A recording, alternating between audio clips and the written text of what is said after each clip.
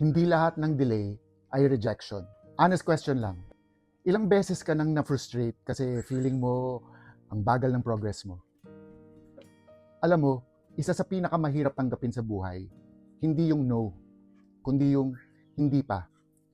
Kasi gusto natin kapag nag-effort tayo, may resulta agad. Kapag nagdasal tayo, may sagot agad.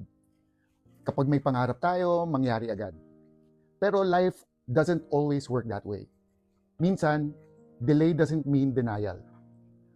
Baka may hinahanda pa, or baka may binubuo pa, o baka ikaw mismo may natututunan pa.